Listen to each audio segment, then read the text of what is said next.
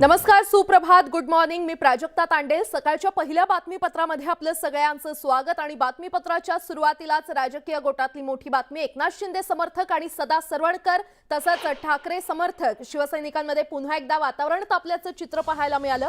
धारावीमध्ये सरवणकरांच्या उपस्थितीमध्ये शिंदे समर्थकांची बैठक सुरू होती आणि ही बैठक संपल्यावर सदा सरवणकर हे बाहेर आले तेव्हा ठाकरे गटाचे शिवसैनिक शिवसेनेच्या शाखेसमोरच उभे होते आणि यावेळी शिवसैनिक आणि सरवणकर यांच्यामध्ये शाब्दिक बाचाबाची झाली. मात्र उपस्थित पोलीस अधिकाऱ्यांच्या मध्यस्थीने हा वाद मिटवण्यात आला. मात्र आपण पाहिलं याआधी देखील गणपती विसर्जनादरम्यान प्रभादेवीमध्ये शिवसेना आणि शिंदे गटात राडा झाला होता तेव्हा दादर पोलिसांनी दोन्ही गटांविरोधात गुन्हा नोंदवला होता. पोलीस ठाण्याबाहेर जमलेल्या गर्दी दरम्यान सरवणकरांनी त्यांच्याकडची पिस्तुलातून गोळी झाडल्याचा आरोप शिवसैनिकांनी केला होता. आणि काल पुन्हा सरवणकर आणि शिवसैनिक आमने सामने आल्याचं आपल्याला पाहायला मिळालं. अधिक माहिती देत आहेत आमच्या प्रतिनिधी प्रणाली कापसे आपल्यासोबत जोडल्या गेलेले आहेत. प्रणाली, नेमकं काय घडलं? आपण जर बघितलं तर शिंदे गट आणि ठाकरे गट हे सातत्याने एकमेकांच्या समोर येताना दिसत आहेत. परवाच उद्धव ठाकरे यांनी गटप्रमुखांच्या बैठकीदरम्यान जोरदार भाषण केलं आणि त्या भाषणाचं फलित आपण असं म्हणूया की आता पुन्हा एकदा शिंदे गट आणि उद्धव ठाकरे गट हे एकमेकांच्या समोरासमोर यायला लागलेले आहे. धारावी हा असा परिसर आहे ज्या परिसरामध्ये बऱ्याच कालावधी म्हणजे इथे जरी आपण काँग्रेसचा आमदार बघितला तरी नगरसेवक मात्र इथं शिवसेनेचे जास्त आहेत आणि त्यामुळं या परिसरामध्ये म्हणजे पूर्वीची जी शिवसेना आहे त्या शिवसेनेतलेच काही पदाधिकारी जे आहेत ते आता शिंदे गटामध्ये गेलेले आहेत. त्यामुळे तिथं या पदाधिकाऱ्यांची बैठक घेण्यासाठी किंवा दसरा मेळाव्याचं नियोजन करण्यासाठी म्हणून सदा सरवणकर गेले असता त्यांची बैठक आटपल्यानंतर हा संपूर्ण प्रकार घडून आलेला आहे. ते बैठकीच्या ठिकाणून बाहेर पडत असताना शिवसैनिकांनी तिथं उद्धव ठाकरे गटाच्या शिवसैनिकांनी तिथं येऊन जोरदार घोषणाबाजी झाली आणि त्याच्यानंतर बाचाबाची झाली आणि त्यानंतर बाचाबाचीचं पर्यवसन हाणामारीमध्ये झालं. त्यामुळे धारावी पोलिसांनी जे उद्धव ठाकरे गटाचे 3 पदाधिकारी जे आहेत त्यांच्या विरोधामध्ये तक्रार नोंदवलेली आहे. कारण ज्या ठिकाणी शिंदे गटाची बैठक चालवली होती त्या बैठकीच्या बाहेर हा सगळा प्रकार घडलेला आहे.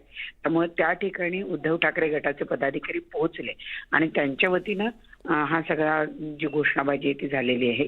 त्यामुळे त्या तिघांच्या विरोधामध्ये या गुन्ह्याची नोंद करण्यात आलेली आहे. मुख्य म्हणजे जर आपण बघितलं तर गणेश विसर्जनाच्या दिवशी सुद्धा मिरवणुकीवरून अशा पद्धतीचा राडा झाला होता आणि त्याही वेळेला दोन्ही गटाच्या विरोधामध्ये तक्रार नोंदवण्यात आलेली होती. त्यामुळे जशी जशी मुंबई महानगरपालिकेची निवडणूक जवळ येईल तसं ही राडेबाजी जी आहे ती वाढत जाईल असं बऱ्यापैकी दिसून येत आहे आणि त्याला सुरुवात उद्धव ठाकरेंच्या भाषणानंतर झालेलं आपल्याला बघायला मिळते. बरं प्रणाली, धन्यवाद या सविस्तर माहितीसाठी. तर आपण पाहिलं सरवणकर आणि ठाकरे गटाचे शिवसैनिक पुन्हा एकदा आमने सामने आले होते आणि धारावीमध्ये एकंदरीतच वातावरण तापलं. मात्र पोलिसांच्या सतर्कतेमुळे संपूर्ण राडा टळलेला आहे.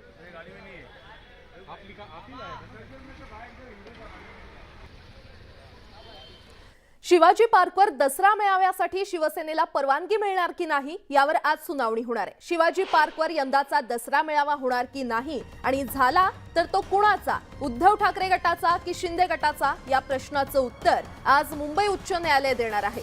तर पालिका प्रशासनानं मुंबई पोलिसांनी कायदा सुव्यवस्थेच्या मुद्द्यावर बोट ठेवल्यानं यंदा कुणालाही परवानगी न देण्याची भूमिका घेतली आहे. त्यामुळे आज कुणाला परवानगी मिळणार हे पाहणं महत्त्वाचं ठरणार आहे. जर परवानगी मिळाली तर ती शिंदे गटाला की उद्धव ठाकरे गटाला यावर आज सुनावणी होणार आहे.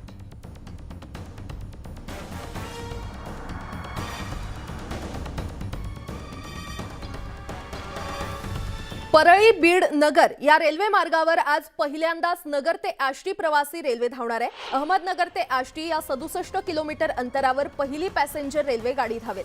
याचा शुभारंभ केंद्रीय रेल्वे राज्यमंत्री रावसाहेब दानवे, मुख्यमंत्री एकनाथ शिंदे आणि उपमुख्यमंत्री देवेंद्र फडणवीस यांच्या हस्ते होणार आहे. अनेक वर्षांपासून प्रतीक्षा असलेल्या या रेल्वे मार्गावर उद्घाटनानंतर नियमित रेल्वे चालवण्यात येणार आहे. त्यामुळे प्रवाशांना एक प्रकारे दिलासा मिळणार आहे.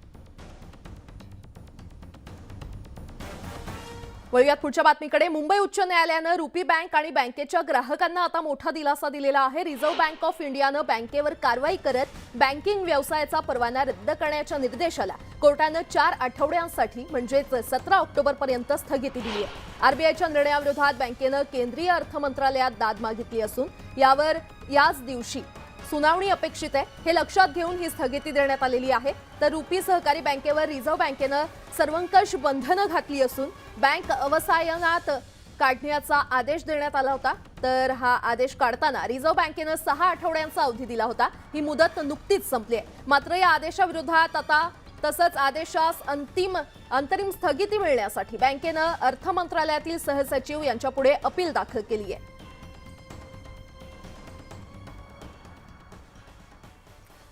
आणि आता मोठी बातमी आहे सोलापूरमधून. आरबीआयनं सोलापुरातील the Lakshmi cooperative bank limited बँकेचा परवाना रद्द केलेला आहे. त्यामुळे आजपासून बँकेची सर्व सेवा बंद करण्यात आली आहे आणि याचा फटका बँकेच्या 94,000 ठेवीदारांना बसलाय. खातेदारांना बँकिंग व्यवहार करता येणार नाहीये, मात्र ठेवीदारांचे पैसे परत मिळतील असं आश्वासन बँक व्यवस्थापनाकडून देण्यात आलेलं आहे. ठेवीदारांना 5 लाख रुपयांपर्यंतची रक्कम परत मिळणार असल्याचं स्पष्ट करण्यात आलंय. तर सहकारी बँकेकडे पुरेसं भांडवल नसल्यानं सध्याच्या ठेवीदारांची संपूर्ण रक्कम परत करण्याच्या स्थितीत नसल्याचं आरबीआयनं सांगितलंय. अधिक माहिती देत आहेत आमचे प्रतिनिधी प्रीतम पंडित आपल्यासोबत जोडले गेलेले आहेत. प्रीतम, लक्ष्मी बँकेला आता कायमचं टाळं लागणार आहे. यस प्राजक्ता, रिझर्व्ह बँकेने सोलापुरातली सर्वात जुनी असणारी लक्ष्मी बँक परवाना रद्द केला आहे. मात्र अधिकृतपणे वेबसाईटवर जे काही लक्ष्मी बँकेची वेबसाईटवर त्याच्यावर अधिकृत ही घोषणा केली आहे. मात्र यामधून सहकार आयुक्त मात्र बँकेवर एक जो अधिकारी म्हणून नियुक्त केला आहे. थकीत कर्ज बाकी असणाऱ्या 5 लाखापर्यंत ठेवीदारांना मात्र विमाच्या स्वरूपात स्थिर रक्कम त्यांच्या खात्यात वर्ग केली जाणार आहे. त्याचबरोबरीने वसुलीपुरते बँकेचे जरी परवाना रद्द केला असला तरी बहुतांश अधिकारी किंवा कर्मचारी त्यांचे कपात होणार आहे. मात्र नाममात्र प्रमाणे त्यांचे ते कामकाज सुरूच राहणार आहे. बँकेतील जे काही ठेवीदारांची रक्कम आहे ती 3 टप्प्यात बँकेला देण्याचे काम रिझर्व्ह बँकेने केले आहे. त्यामुळे आता जे काही ठेवीदार आहेत बँकेचे ते आता बँकेसमोर गर्दी करण्याची दाट शक्यता निर्माण झाली आहे. त्यामुळे आता मात्र रिझर्व्ह बँकेने ठेवीदारांनाही एक प्रकारचा दिलासा देण्याचे काम या ठिकाणाहून केले आहे. बरं प्रीतम, धन्यवाद या सविस्तर माहितीसाठी.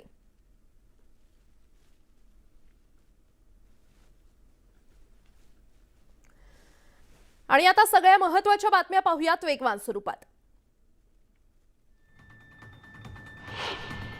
मुख्यमंत्री एकनाथ शिंदे यांचे समर्थक शिवाजी पार्कवर दसरा मेळावा घेण्याची शक्यता आहे. ऐनवेळी उद्धव ठाकरे समर्थकांना कात्रजचा घाट दाखवून दसरा मेळावा शिवाजी पार्कवरच घेण्याचं शिंदे समर्थकांचं प्लॅनिंग असल्याची माहिती हळूहळू बाहेर येऊ लागली आहे. एकनाथ शिंदे समर्थकांच्या सूत्रांच्या दाव्यानुसार शिंदे गटानं बीकेसी मैदान हे बसेसच्या पार्किंगसाठी बुक केलंय.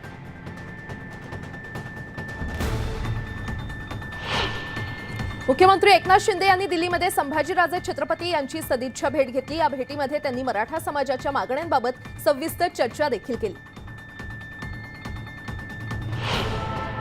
डोंबिवलीमध्ये आज शिंदे गटाचा मेळावा आहे आणि याच पार्श्वभूमीवर मनसेनं एमआयडीसी परिसरात रस्ते कामांना मुहूर्त शोधण्यासाठी ज्योतिषी नेमणं आहे अशा आशयाचे बॅनर झळकावलेले आहेत. रस्त्याच्या कामाची वर्क ऑर्डरची कॉपीज या बॅनरवर छापण्यात आली आहे. एमआयडीसी निवासी परिसरात रस्त्यांची दुरवस्था झाली असून कामाची वर्क ऑर्डर देऊन 2 महिने उलटले तरी देखील रस्त्याची कामं अजून सुरू झालेली नाहीत.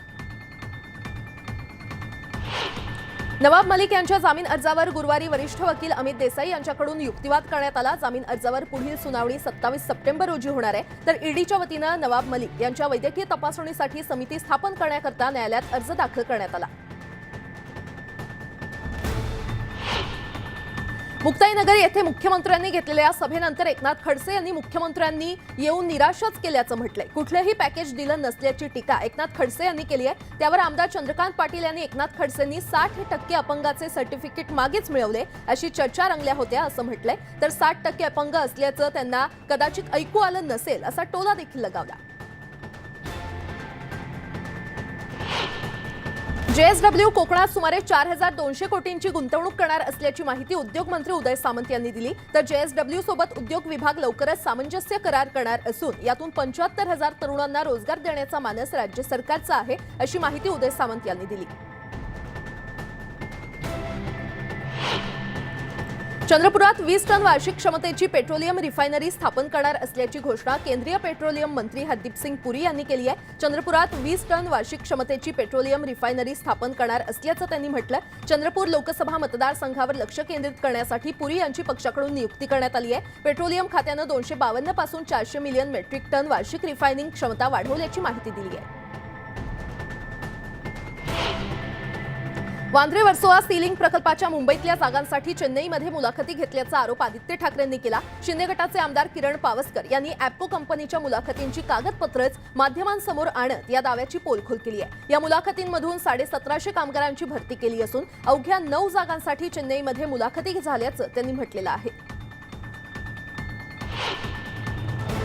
दापोलीतला साई रिसॉर्टची मालकी कुणाची यावरून आरोप प्रत्यारोप सुरू झालेत. किरीट सोमय्यांनी हे रिसॉर्ट बांधताना अनिल परबांच्या नावे वीज कनेक्शन घेतल्याचा दावा केलाय. या संदर्भात काही डॉक्युमेंट त्यांनी जाहीर केलेत, तर परबांनी साई रिसॉर्टशी संबंध नसल्याचा दावा केलाय. किरीट सोमय्या उगाचच बदनामी करत असल्याचा आरोप देखील त्यांनी केलाय. देशाच्या अर्थमंत्री निर्मला सीतारामन पुणे दौऱ्यावर आहेत. त्यावेळी त्यांनी शरद पवारांच्या टीकेला उत्तर दिलंय. बारामतीच्या लोकांना माझी भाषा समजते असंही त्या म्हटल्यात. तसंच ईडी ही स्वायत्त संस्था आहे, त्यांच्या कामकाजात आम्ही दखल देत नसल्याचं सीतारामन यांनी म्हटलं.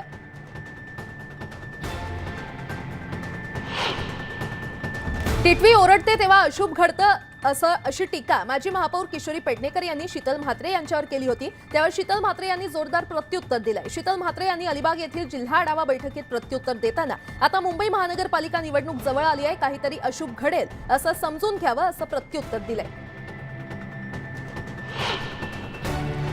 ठाणे जिल्ह्याच्या शहापूर तालुक्यात सर्वात जास्त ग्रामपंचायत निवडणुका लागल्या असून 13 ऑक्टोबर रोजी निवडणूक प्रक्रिया पार पडणार आहे, तर 14 ऑक्टोबर रोजी निकाल लागणार आहे. 79 ग्रामपंचायतींमध्ये 753 सदस्य आणि 79 सरपंच पदासाठी निवडणूक होणार असून उमेदवारी अर्ज दाखल करण्याचा गुरुवारचा दुसरा दिवस होता. या दिवशी फक्त 23 सदस्यांचे अर्ज दाखल झाले असून एक सरपंच पदाचा अर्ज दाखल करण्यात आलाय.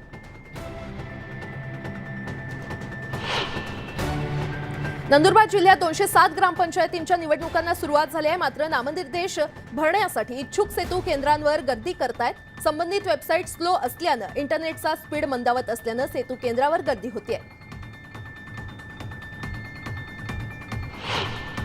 बुलढाण्याचे आमदार संजय गायकवाड यांनी उद्धव ठाकरेंना प्रत्युत्तर दिलंय. बाळासाहेब ठाकरे हे महापुरुष आहेत. महापुरुष कोणा एकट्याचे नसून ते देशाचे असतात. अशा महापुरुषांचा आदर्श जोपासून त्यावर मार्गक्रमण करणं हे महत्त्वाचं असतं. त्यामुळे बाप कधीही चोरता येत नसतो, अशा शब्दात गायकवाड यांनी ठाकरेंचा समाचार घेतला.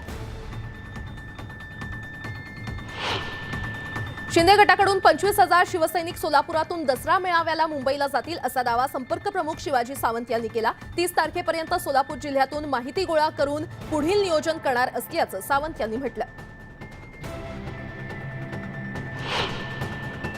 राज्यात सर्वाधिक मद्यपी महिला धुळे जिल्ह्यात असल्याचा धक्कादायक दावा राष्ट्रीय कौटुंबिक आरोग्य विभागाच्या अहवालात करण्यात आलाय. मात्र प्रत्यक्षात धुळे जिल्ह्यात राज्य उत्पादन शुल्क विभागाकडून एकाही महिलेला मद्यपानाचा परवाना दिला नसल्याचं राज्य उत्पादन शुल्क विभागाने स्पष्ट केलंय. चुकीच्या अहवालाद्वारे महिलांची बदनामी केल्याचा आरोप महिला राष्ट्रवादीनं केलाय.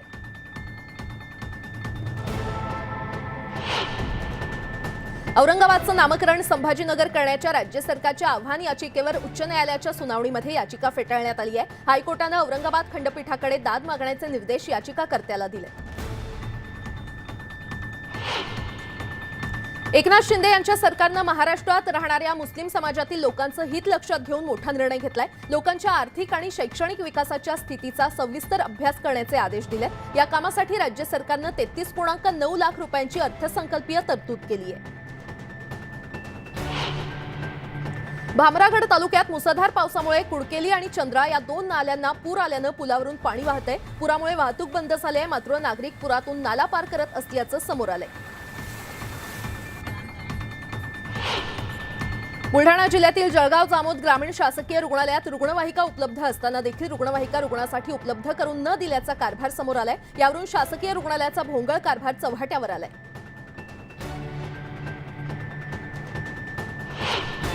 पालघर जिल्ह्यात मुलं पळवणारी टोळी सक्रिय झाल्याच्या अफवा सध्या सोशल मीडियावर पसरतायत. यावर विश्वास न ठेवण्याचं आवाहन पालघर पोलिसांकडून नागरिकांना करण्यात आलंय. तसंच अशा प्रकारच्या अफवा पसरवल्यास पोलिसांकडून कडक कारवाईचा इशारा देण्यात आलाय.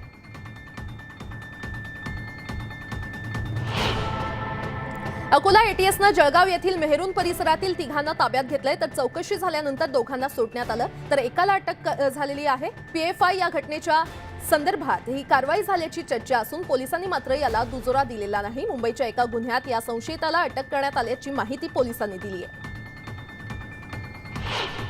परभणीच्या पूर्णा रेल्वे स्थानकावर आढळून आलेल्या 20 वर्षीय मृत महिलेच्या मारेकऱ्याला पोलिसांनी अटक केली आहे. महिलेच्या पतीनंच कौटुंबिक वादातून तिची हत्या केल्याचं समोर आलंय. पोलिसांनी सीसीटीव्हीच्या आधारे हैदराबाद येथून आरोपी अरबाज खान पठाण याला अटक केली.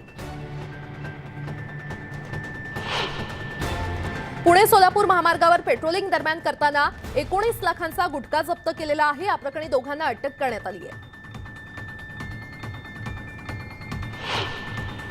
सिंधुदुर्ग जिल्ह्यातील अनेक गावांना वीज पुरवठा होणाऱ्या खारेपाटण येथील वीज केंद्राला गुरुवारी सायंकाळी आग लागली. शर्थीच्या प्रयत्नानंतर आगीवर नियंत्रण मिळवण्यात यश आलं असून सध्या काही गावांचा वीज पुरवठा देखील खंडित झालाय.